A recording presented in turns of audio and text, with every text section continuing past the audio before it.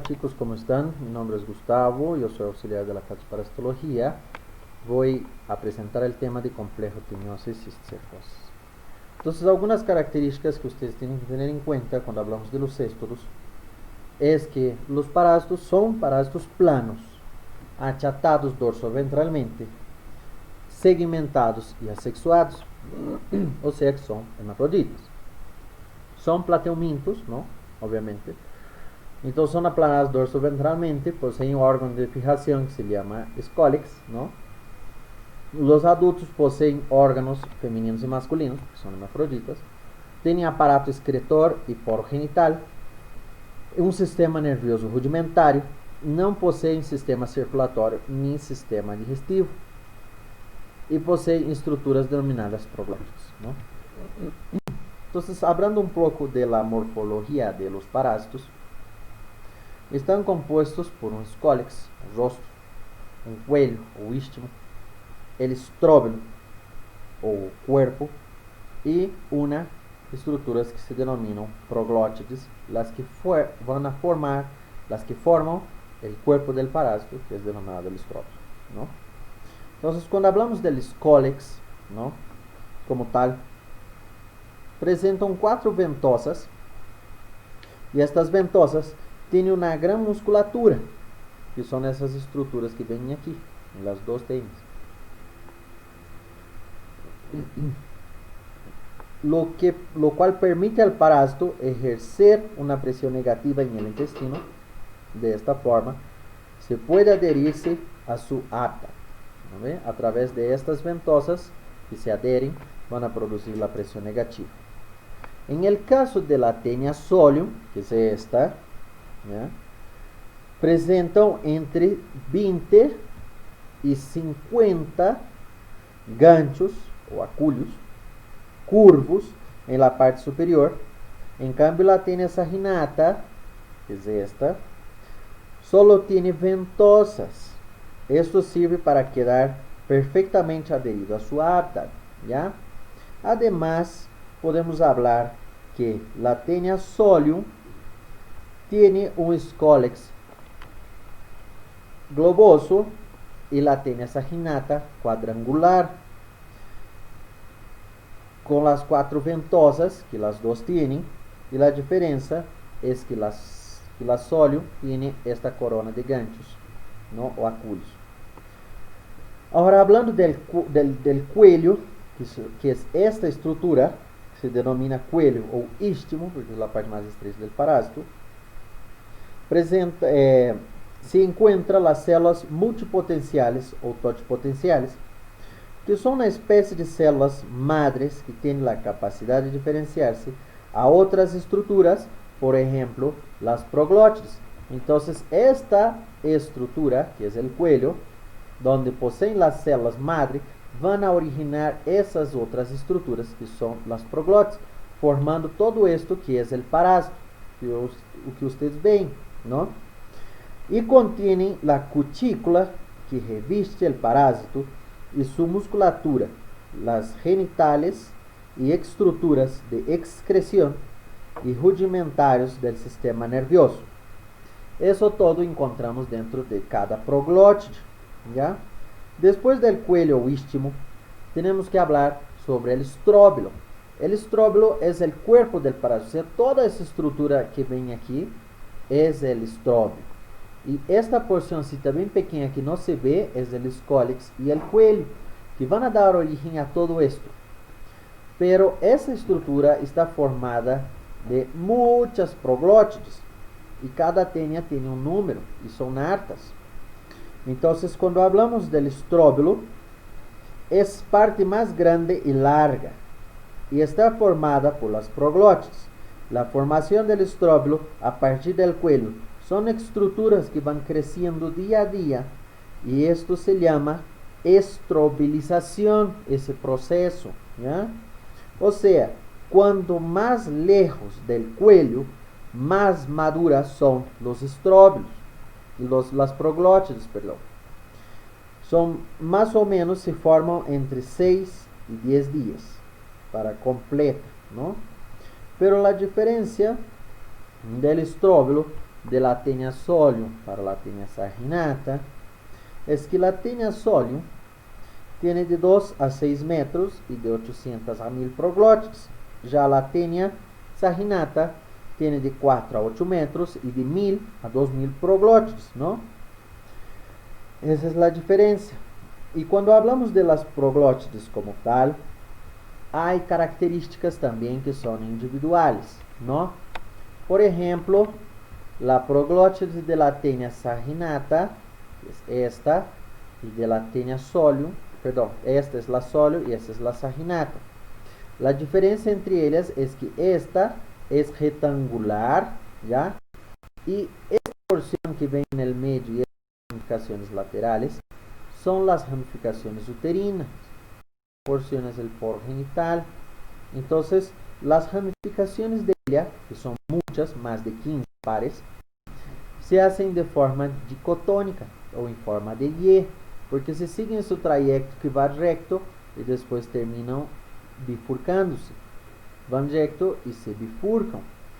Diferencia entre las ramificaciones laterales uterinas de la Taenia solium, que son cuadradas, presentan menos de 15 pares de ramificaciones laterales y además son de formas dendríticas, o sea que no son de formas dicotónicas.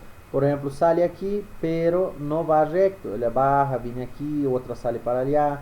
Entonces son formas como raíces de árbol, ¿no?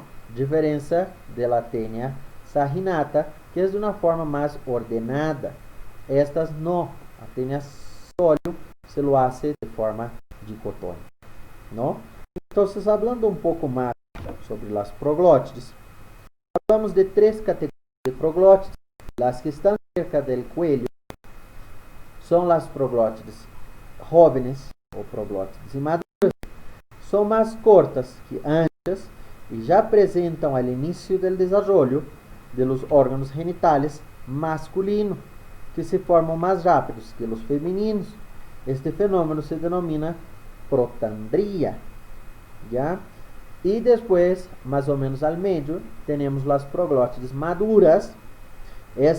Este término está dado por la presencia de los órganos productores completos y aptos para la fecundación, siendo un organismo hermafrodita, posee tanto el órgano reproductor masculino como el femenino.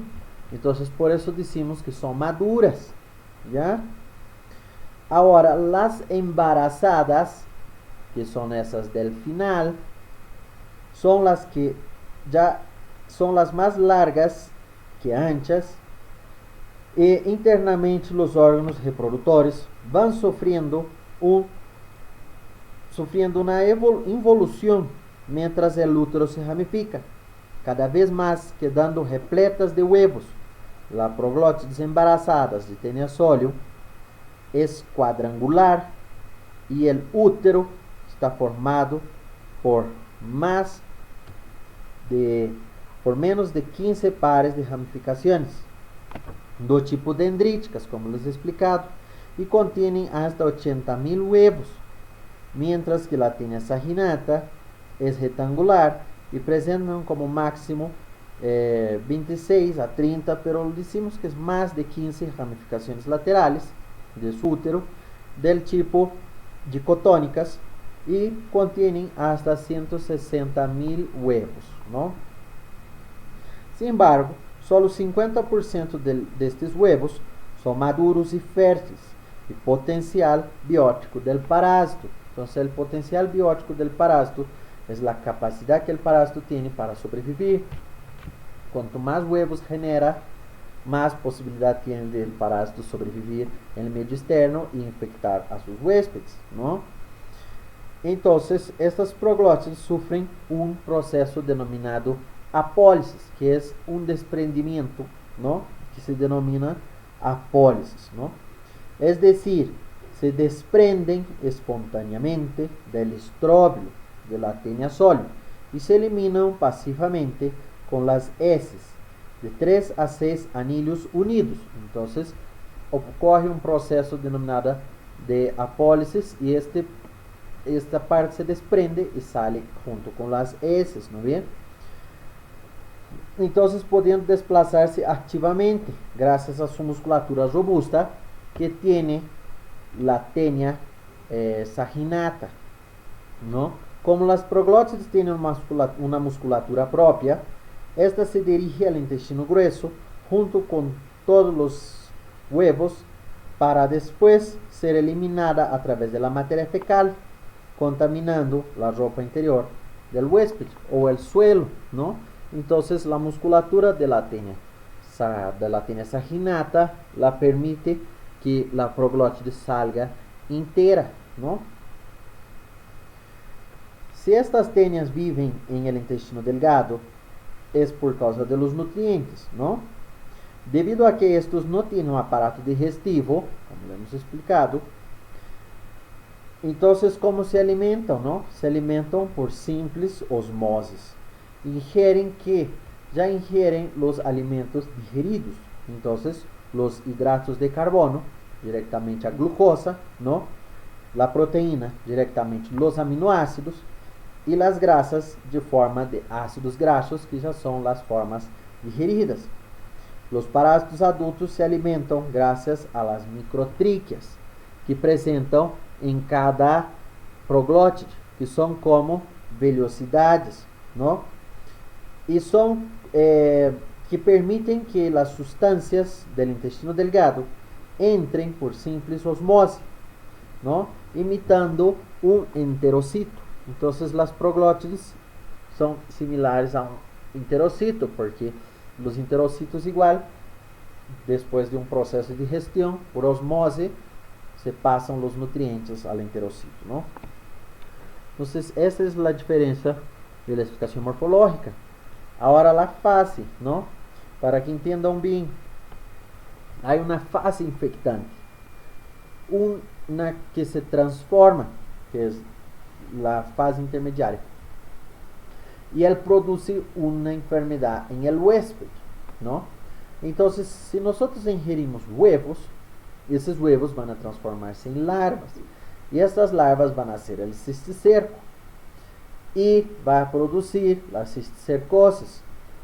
Ahora, si nosotros ingerimos la larva como tal, que es el cisticerco, este cisticerco se transformará en un adulto y producirá teniasis. Por eso tienen que hacer bien la diferenciación de cómo se contagia de teniasis y cómo se contagia de cisticercosis.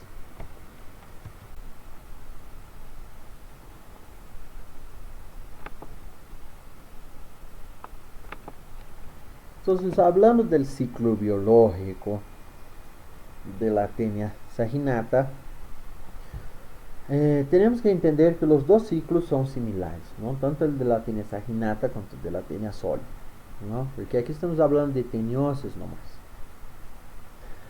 Entonces, ¿qué hablamos, no? El ciclo de la tenia saginata, ¿no? Hablaremos del hospedero intermediario, que es el ganado vacuno, ¿no?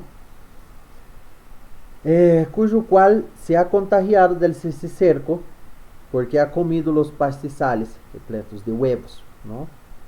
Que ha sido eliminado por el hombre a través de un método de fecalismo, ¿no ve? Entonces ese animal ingiere las proglótides con huevecillos en el pasto contaminado. Entonces las vacas, que son los hospederos intermediarios y que guardan las formas larvarias denominadas cisticercos en su carne, al ingerir esta carne mal cocida, ¿no? Contiendo el cisticerco, el ser humano va a contagiarse de tenia saginata, ¿no? Que el cisticerco va a pasar por el estómago, llega en el duodeno, intestino delgado, y se desinvagina, porque ¿se acuerdan que el cisticerco tiene el escólex invaginado? Entonces desinvagina. A través de ese proceso se fija a la mucosa. En el caso de la tenia saginata, no se va a fijar por su corona de espino, y sí solamente por sus ventosas, ¿no ve?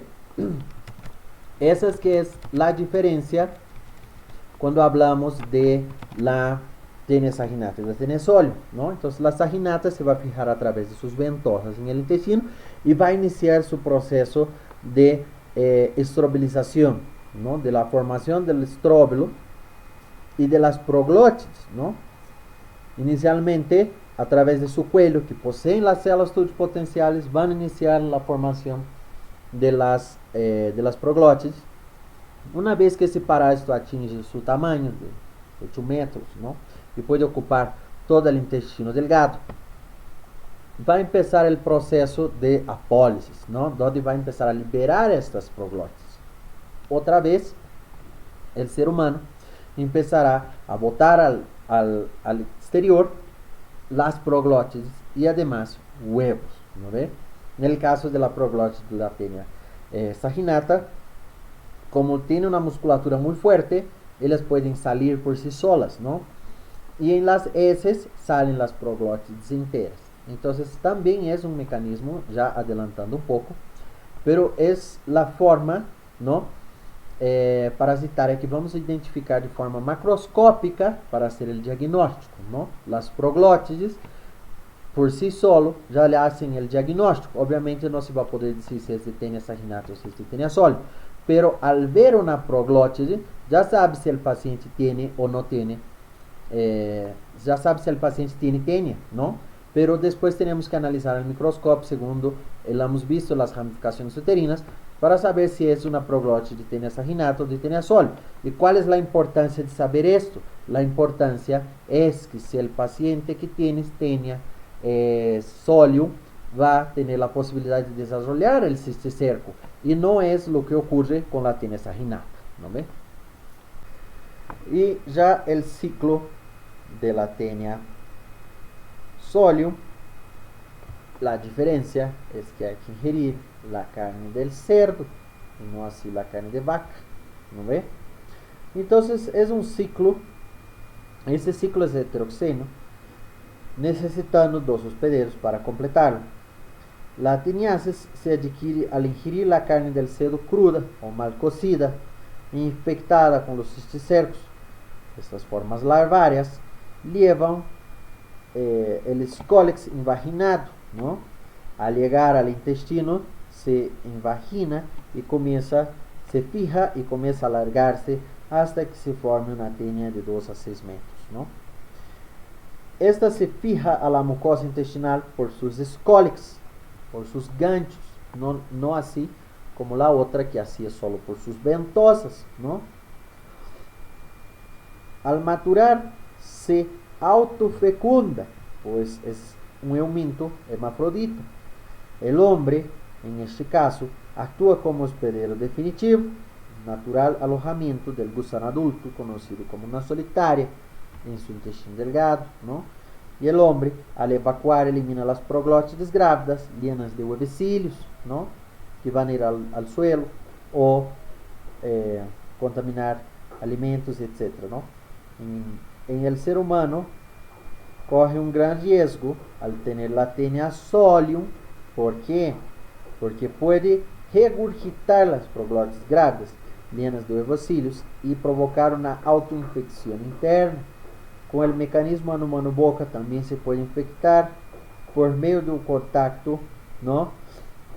Directo con los huevos y después la ingesta de los mismos. Va a sufrir la cisticercosis. Entonces, por esto, que el paciente que tiene la tenia sóleo, nos debemos preocupar más, porque a él le puede dar cisticercosis, ¿no ve? Entonces, los gusanos adultos, ¿no? Se eliminan los huevecillos y un solo gusano puede ocupar todo el intestino delgado, ¿no? Hablando de las manifestaciones, mecanismos de transmisión, para que puedan entender un poco más. Cuando hablamos de la teniosis como tal, el principio del mecanismo de transmisión para el ser humano es la ingesta de la carne bovina, ¿no? O suina, cruda o mal cocida, ¿no? Que contiene las formas larvarias denominadas cisticercos, ¿no? Entonces, hay que ingerir carne para tener ciniosis, ¿no? Entonces, hablando un poco de la acción patógena, entonces las tenias tienen acción exfoliatriz, tiene acción tóxica irritativa y además un estímulo antigénico continuo de la mucosa, ¿no? Entonces la acción exfoliatriz porque absorbe los nutrientes ya digeridos que nosotros nos íbamos absorber, ¿no? A tóxica irritativa porque después de metabolizar estes alimentos, este parásito também libera substâncias en el intestino que irritam a mucosa, ¿no? Además de su fijación en la propia mucosa, ¿no? Cuando hablamos de las manifestaciones clínicas de la teniasis, el gusano adulto puede medir hasta 8 metros, en el caso de la tenia saginata, por lo que el sistema inmune no lo puede destruir fácilmente. El Scolex de la tenia saginata posee 4 ventosas con las que se fijan al intestino. Después de la cabeza se encuentra la porción del cuello, del cual se originan continuamente nuevos proglótidos. La cutícula del gusano actúa como un potente alérgeno y toda la superficie del gusano absorbe materiales nutritivos del hospedero. A la vez excreta materiales metabólicos y tóxicos que se piensa que provoca la irritabilidad en el paciente, ¿no? La teniasis por tenia saginata es asintomática, pero puede cursar con síntomas y signos leves como anorexia, el aumento de apetito. La tenia adulta causa irritación en la mucosa del intestino delgado, por lo que puede haber dolor, epigástrica, dispepsia, diarrea o constipación. Los productos secretados por los gusanos originan problemas nerviosos como la irritabilidad, intranquilidad y insomnio, debido a que las proglótides presentan un movimiento propio y se pueden desplazar espontáneamente a través del ano, como el caso de la tenia saginata, lo cual junto con el material fecal también puede causar un prurito anal, ¿no? Entonces las proglótides de la tenia saginata pueden salir por el ano debido a su musculatura muy fuerte, ¿no? En relación al diagnóstico, lo que vamos a usar de diagnóstico es el examen corpoparasitológico directo, ¿no? Podemos usar HIT modificado também, que são técnicas de concentração, que nos vai melhorar a sensibilidade e a especificidade, não? Pero esses testes são testes diretos, porque lo vamos a visualizar diretamente nos huevos, não? Então, diluímos a matéria fecal em solução salina ou água destilada, e depois disto, ponemos uma pequena gota em um porta-objeto, colorimos um pouco com Lugol, uma gota de Lugol, colocamos um cubre-objeto, isso miramos ao microscópio, direto em fresco, ¿no? Agora, quando hablamos de la profilaxia e controle, quando hablamos de la profilaxia, temos que hablar de medidas que uno hace por sí mismo, ¿no? Entonces, por ejemplo, comprar carnes y subproductos de lugares garantizados. Esto uno puede hacer por sí mismo, ¿no? Cocer perfectamente las carnes a una temperatura arriba de 65 grados, ¿no? Y no estar comiendo carne cruda. Masticar bien la carne que está ingiriendo, ¿no? Y obviamente evitando el fecalismo en los campos, porque ustedes saben que los cerdos son coprófagos. Entonces, ellos comen la materia fecal de ellos mismos y de otros animales. Entonces, evitar que los cerdos tengan acceso a estas materias fecales. Y al defecar en los pastizales, los huevos van a estar en la materia de los céspedes, ¿no? Que es el pastaje, que es alimento para las vacas. Entonces, de igual manera, si es la tenia sólido, lo va a contagiar al cerdo. Y si es la tenia saginata, obviamente va a estar haciendo el contagio de las vacas, ¿no? Y además, lo que podemos hacer es criar el ganado porcino vacuno en locales apropiados, ¿no? Como el cerdo de cabaña. Ahora, cuando hablamos de medidas de control, son medidas que están direccionadas al gobierno, a las alcaldías, ¿no? Que es direccionada a una población y no así a un individuo. Entonces, por ser una enfermedad en que interesa de sobremanera la cría de ganado porcino y vacuno, se debe, ¿no?, dotar de alcantarillado, pozos sépticos para la población campesina, por ejemplo, ¿no?, el tratamiento masivo de casos humanos en lugares de alta prevalencia de cercosis y tenioses, ¿no?, y el control estricto de los mataderos y la eliminación de los eliminar los mataderos clandestinos, ¿no? Entonces, quien hace esas cosas son directamente la alcaldía, ¿no? Entonces, ahí, para que vean más las estructuras ya de una forma mayor, podemos ver y diferenciar bien las ventosas, ¿no?, que ese cólex es más globoso y ese cólex es cuadrado. Igual se observa las 4 ventosas, 12 en esta región y 2 ali atrás, ¿no? Y la parte superior de la cabeza del cólex es recta, ¿no?, diferente de esa que presenta un rostro, ¿no?, que tiene una corona de ganchos con aculios, ¿verdad?, que son hartos, que estos van a estar permitiendo la fijación del parásito al intestino, además de las ventosas, ¿no?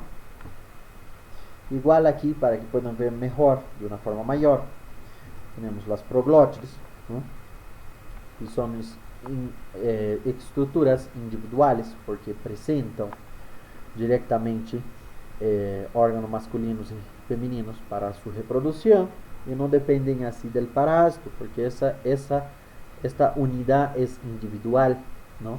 Y después que ella es una proglótide grávida, va a ser eliminada a través de la apólisis y va a salir con las heces, ¿no?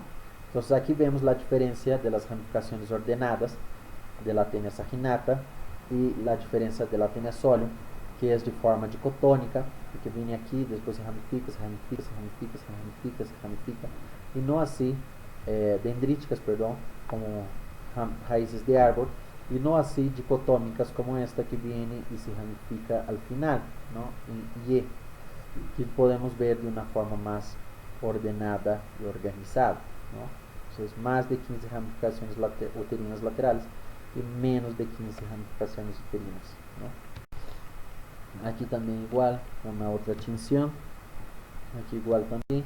Essas estructuras no son microscópicas, por si acaso. Esas estructuras son, por ejemplo, el estereomicroscópio, donde se puede ver directamente.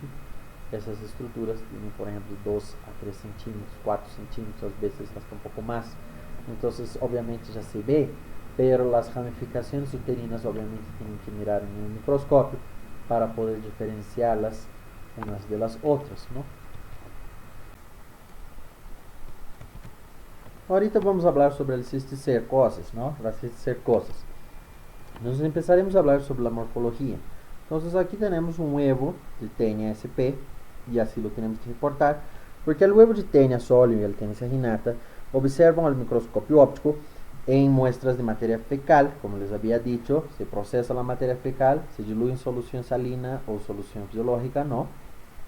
Se toma una gota y se pone sobre un portaobjeto, se pone una gota de Lugol y se cubre con portaobjeto. Entonces lo vamos a ver esta estructura amarillenta porque está colorida con Lugol, ¿no ve? Entonces, en la microscopia óptica son morfológicamente indistinguibles, por lo tanto no hacen diagnóstico de especie y deben ser informados como huevos de TNSP, porque como no se puede diferenciar, hasta mismo el Echinococcus granulosus tiene el mismo huevo, entonces no se puede diferenciar, entonces lo ponemos TNSP. ¿Cómo son esses huevos? Son esféricos e morfologicamente indistinguíveis. Midem entre 30 e 40 micrômetros de diâmetro e se compõem de una cáscara proteica embrionaria que está formada por bloques piramidales de quichinas unidos entre sí por una sustancia que es probablemente proteica, ¿no? Cementante, que le confiere resistencia al ambiente externo, ¿no? Y internamente se encuentra un embrión hexacanto o también oncósfera, provisto de 3 pares de aculeus y doble membrana. Entonces, el huevo tiene 2 partes, ¿no? Tiene esta parte externa, que es el embrióforo radiado, porque tiene esas rayitas, ¿no?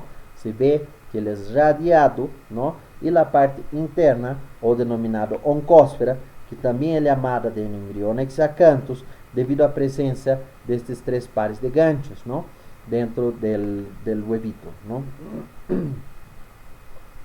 Entonces, hablando sobre el cisticercus, que es la forma larvaria, más de cerca, ¿no? El cisticerco de la tenia solium está constituida por una vesícula translúcida, ¿no? Una vesícula translúcida con líquido claro, conteniendo invaginado en su interior un escólex con 4 ventosas y roscado y cuello, ¿no? Además, el cisticerco de la tenia saginata presenta las mismas morfologías, que difiere solo por la ausencia de la corona de ganchos. Esa es la única diferencia. La pared de la vesícula de los cisticercos se componen por 3 membranas. Hay una membrana externa, ¿ya?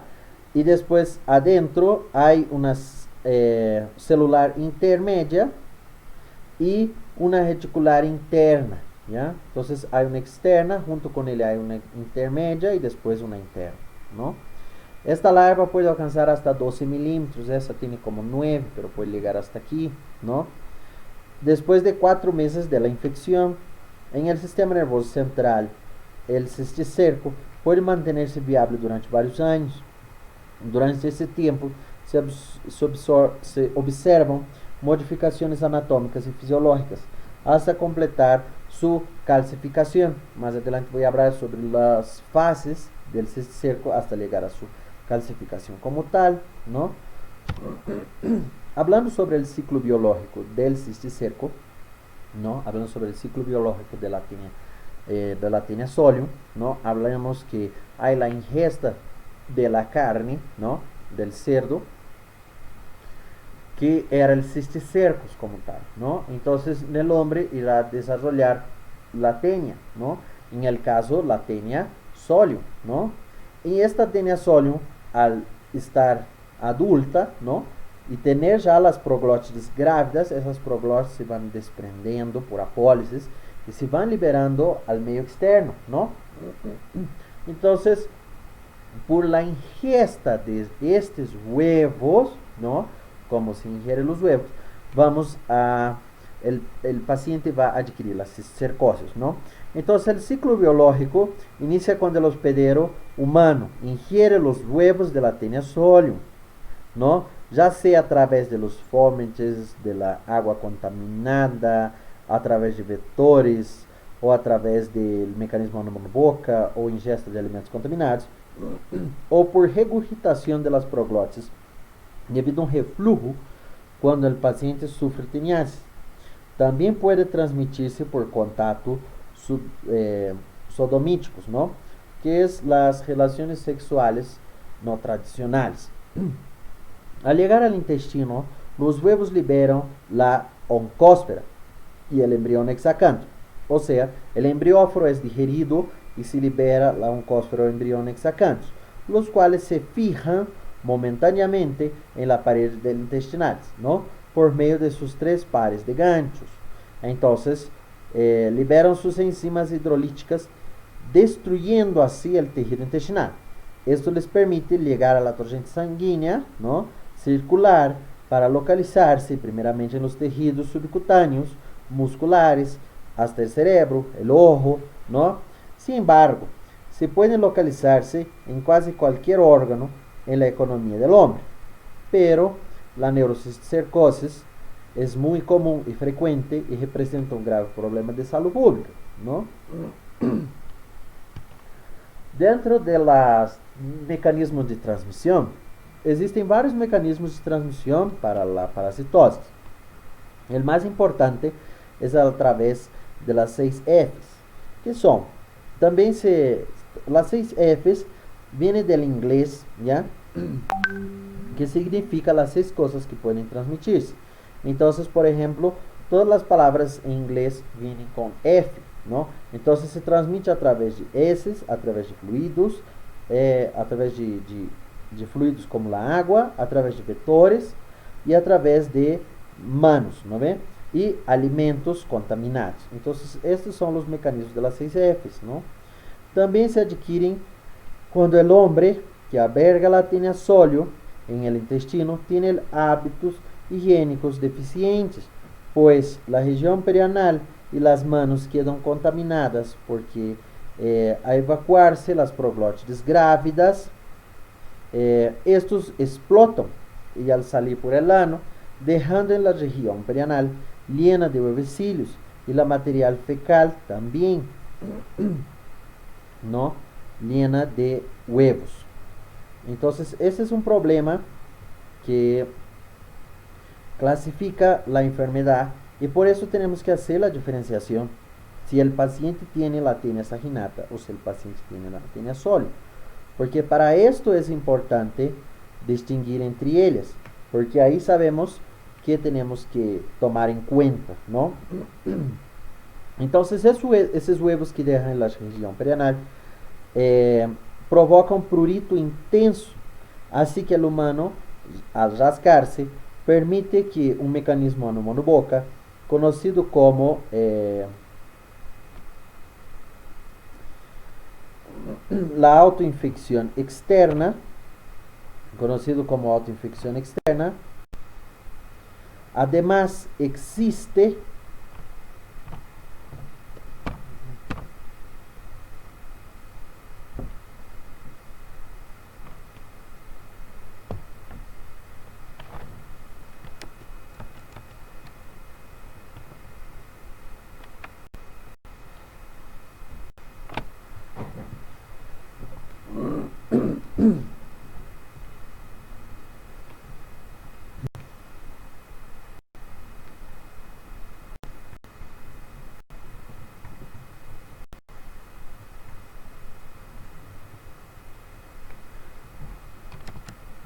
Entonces, cuando hablamos de los mecanismos de transmisión, existen varios mecanismos de transmisión para esta parasitosis.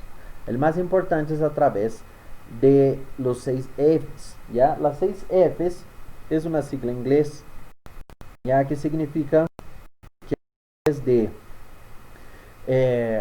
las heces, a través de los fluidos como el agua, de los vectores, ¿no? De las moscas, y a través de las manos y de los alimentos contaminados, ¿no? Se puede contagiar de esa parasitosis. También se adquieren cuando el hombre que alberga la tinea sóleo en el intestino tiene hábitos higiénicos deficientes, pues la región perianal y las manos quedan contaminados porque al evacuar las proglótides grávidas, esas pueden explotar al salir por el ano y dejando en la región perianal llena de huevecillos y materia fecal. Esto provoca un prurito intenso que así que el ser humano siente el prurito, lo rasca, ¿no? Y permite a través de un mecanismo no monoboca, conocido como la autoinfección externa, ¿no? Además, existe la autoinfección interna, no es muy frecuente, pero también está descrita, la cual sucede cuando un individuo con la teniasis, en el caso la tinea sóleo, porque la tinea saginata no va a hacer nada, ¿no? Presenta movimientos antiperistálticos, ¿ya? Entonces el intestino tiene un movimiento retrógrado y una regurgitación. Entonces esas proglótides con los huevos, las cuales al ser tragadas, ¿no? O sea, de forma retrógrada, dan origen a las cistercoses, ¿no? O sea, que pueden pasar del intestino delgado al estómago y digerirse, ¿ya? Y al hacer la digestión, otra vez pasan al duodeno y de ahí otra vez van a penetrar a la mucosa y hacer el ciclo del cisticerco, ¿no? En la actualidad se ha demostrado que esta parasitosis se puede adquirir a través de contacto sexual no tradicionales, ¿no? Pues se han encontrado huevecillos pegados a la región perianal y también en muslos, mano, en la cama, ¿no? En la ropa interior y etcétera, ¿no? Pero no vamos mucho por esta línea, ¿no? Entonces, cuando hablamos de la acción patógena que puede presentar, el cisticerco posee un mecanismo de evasión inmune llamado mimetismo, ¿ya? Molecular, porque se rodea de las proteínas del huésped, en el caso del humano, y así no es reconocido como un antígeno extraño, ¿ya? Y ahí se queda ahí donde está, tanto en las regiones musculares quanto en el cerebro. Y el cisticerco se rodea de anticuerpos, ¿no? En especial inmunoglobulina G, M, A, E, ¿no ve? Tanto en la superficie como alrededor de los fluidos, lo que sugiere que el parásito se enmascara cumpliendo con la evasión inmune del sistema. La forma larvaria despierta lesiones tipo granulomatosas, lo que implica la respuesta de los linfocitos Th1. Y los granulomas están compuestos de linfocitos T, pero también de natural killers, que activan los eosinófilos y las células T presentes en la inflamación. Por eso se va a provocar esa reacción granulomatosa que se ve alrededor del cisticerco, ¿no? Então, la resposta inflamatoria inicial al humano depende de la fase que se encuentra el cisticerco. Hay que aclarar muy bien esto. Si este se encuentra en el estado coloidal, la inflamación es severa y se presenta una sintomatología. Por otro lado, cuando la larva se calcifica, la respuesta es escasa y el paciente es asintomático. Cuando el cisticerco muere, antes de la calcificación, la reacción inflamatoria está mediada por los linfocitos B y T, mastócitos eosinófilos y macrófagos, neutrófilos y de las manifestaciones clínicas. La sintomatología de las cisticercosis depende del número y la localización del cisticerco. Entonces, ¿cómo voy a definir la gravedad de la sintomatología? ¿No? Dependiendo del número que tiene de cisticerco. Si la persona tiene un cisticerco, a veces pasa inapercebido, ¿no? O provoca un acidentaloma. Lo saca de una radiografía ahí para ver de otra cosa y lo encuentra un cisticerco calcificado, ¿no? Una imagen ya de opaca, redondeada, y ahí descubren un cisticerco, ¿no? Un acidentaloma se dice. O entonces, si el paciente tiene muchos cisticercos, y si, dependiendo de la fase que se encuentra, más adelante le voy a hablar de las fases. Entonces, en el cerebro, los cisticercos pueden encontrarse en el parénquima cerebral, en las meninges, en los ventrículos o en la médula espinal. Los síntomas de la neurocisticercosis aparecen por lo general cuando el parásito muere, porque entonces se inicia la liberación de los productos tóxicos y antigénicos. Al final, el parásito es reemplazado por tejido de los gliocitos, ¿no? Que reponen ese tejido glial alrededor del cisticerco y lo calcifican. Y tejido granulomatoso, fibrosa y calcificaciones, ¿no? Una de las manifestaciones clínicas más comunes es la epilepsia, y también se puede presentar el déficit motor, hipertensión intracraniana y alteraciones del comportamiento, estupor, déficit neurocognitivo, ¿no? La hidrocefalia y trastornos del movimiento, ¿no? Como los balismos, ¿no? Y además el dolor, la cefalea intensa, ¿no?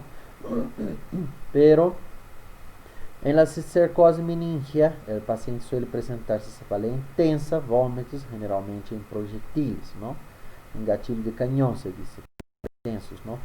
La neurocisticercosis especial se caracteriza por una combinación de dolor radicular y debilidad de los miembros inferiores com curso subagudo y progresivo. ¿Ya? Esa es la característica principal. ¿Ya? Entonces, en el caso de las neurocisticercosis intraventriculares, los síntomas asociados son la hidrocefalia y la hipertensión intracraniana. Eso tienen que tomar en cuenta. Pero ¿qué va a depender? La cantidad y la localización de los cisticercos. Si hay un cisticerco o si hay varios, y si el cisticerco está en el ventrículo y está obstruyendo el paso, ¿no ve? Del líquido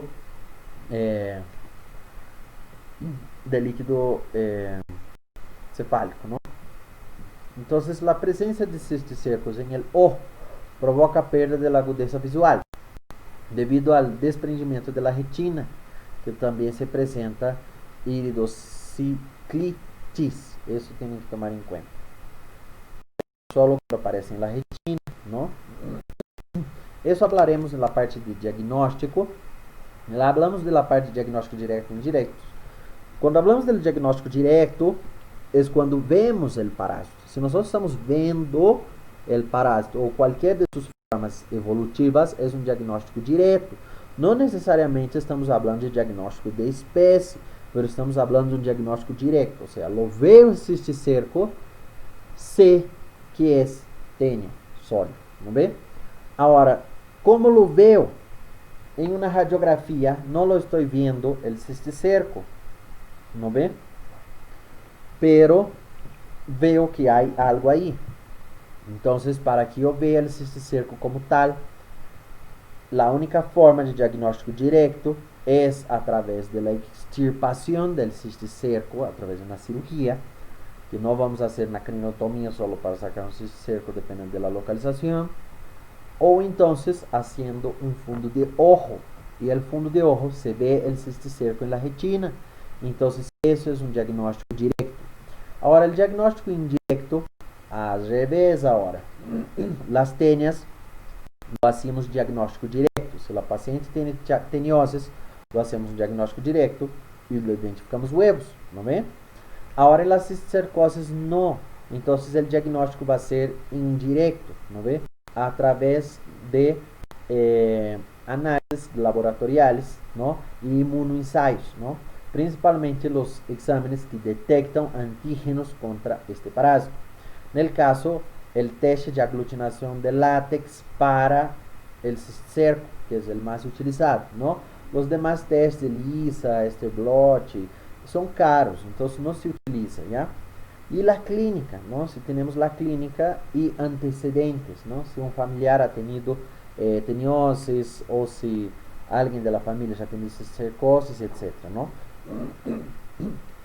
Cuando hablamos de la profilaxia, hablamos direccionada, como ya he dicho, a aquello que uno mismo puede hacerse. Entonces, para prevenir, ¿qué tenemos que hacer? Lavar las manos frecuentemente, evitar la onicofagia, que es comer las uñas, ¿no?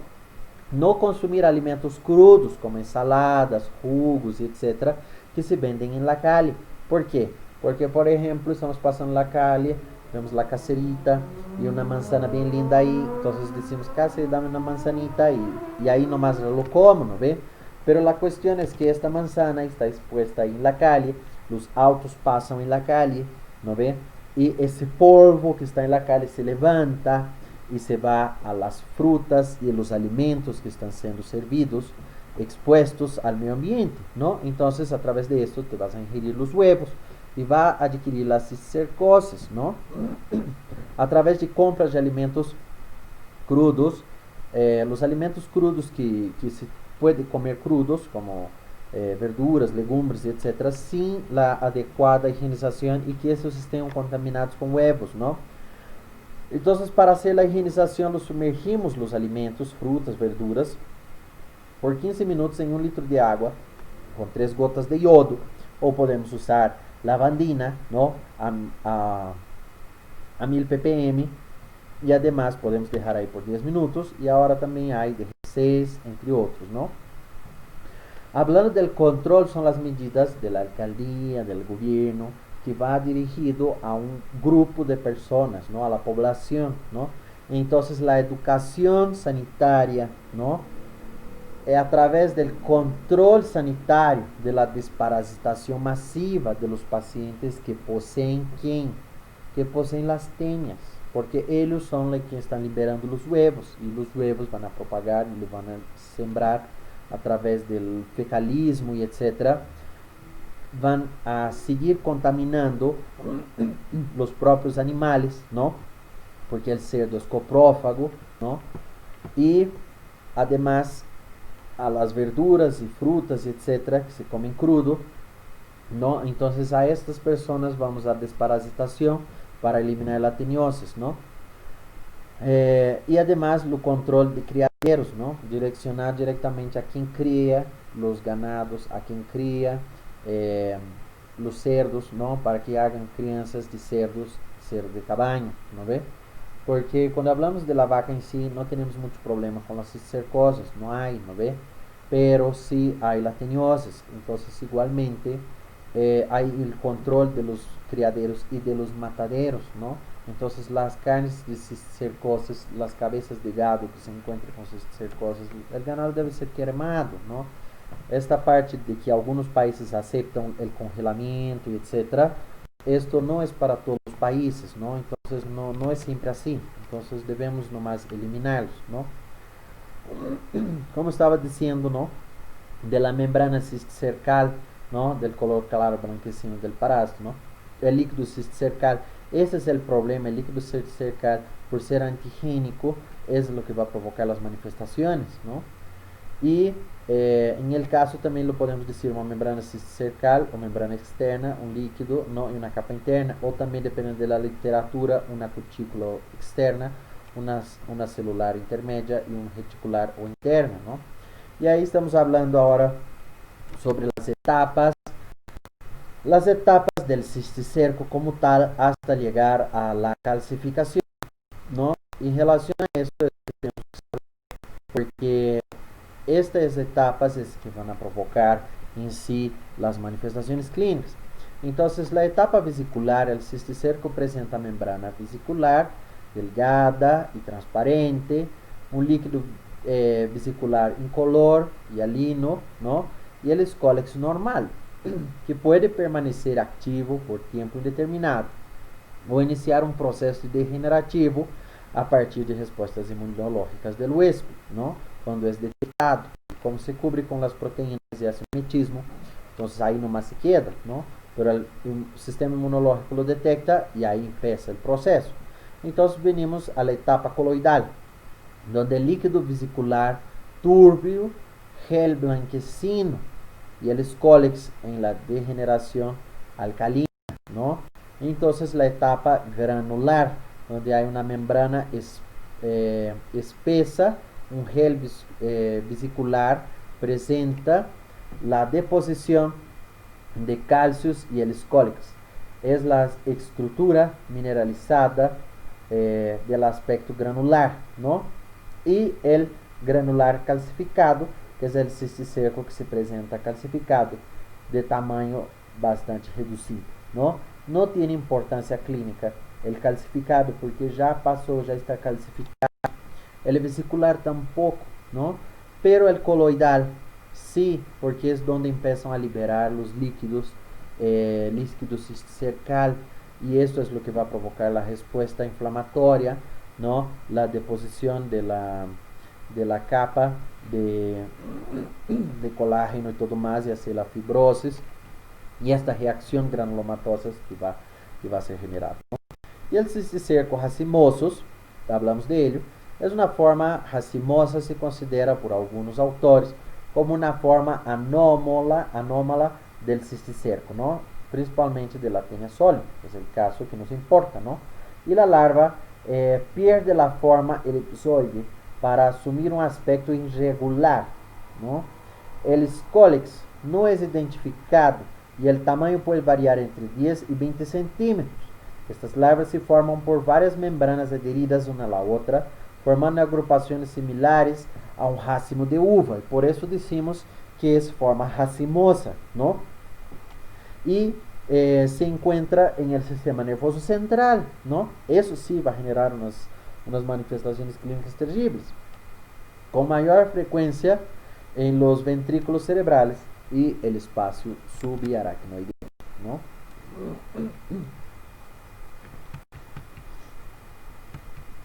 Entonces, ahora hablando de la parte práctica, ¿no? Vemos aquí un huevo, ¿no? Como ya hemos hablado, huevo de TNSP, ¿no? Hay la porción externa, ¿no? El embrióforo, y la porción interna, la oncósfera o el embrión hexacanthus, ¿no? Este igual, ¿no? La coloración se ve más amarillenta o más roja dependiendo de la concentración del ugol y la capacidad de tinción que presenta sus huevos, ¿no?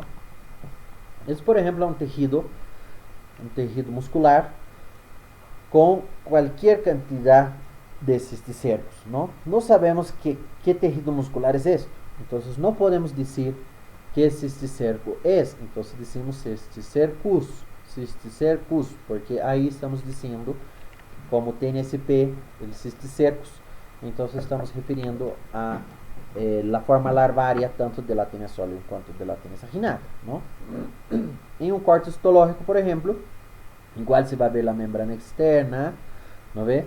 Igual se va a ver el cisticerco como tal, ¿no? Y tienen que observarse sus extremos, más o menos a esta porción, donde no se muestra bien, hay el escólix. Y la diferenciación es que la tenia saginata no va a presentar los ganchos y la tenia solium sí. Entonces, esto vamos a ver los cuatro pares de ventosa, perdón, los dos pares de ventosa, las cuatro ventosas, y el rostro con la corona de ganchos y acúleos, ¿no ve? Y puede notarse bien la forma y la distribución y la posición de los acúleos, ¿no? Que es lo que va a ser el aparato de fijación del parásito, ¿no? Junto con sus ventosas, ¿no? Esto igual son huevos de TNSP en un aumento de 10, entonces tienen que ir treinando un poco. Hay atlas de diversas formas, el CDC tiene atlas y tiene hartas imágenes para que ustedes puedan ver, ¿no? Cómo diferenciar y reconocer los huevos, ¿no? Y los demás son detritos y materia fecal, ¿no? Y esto era.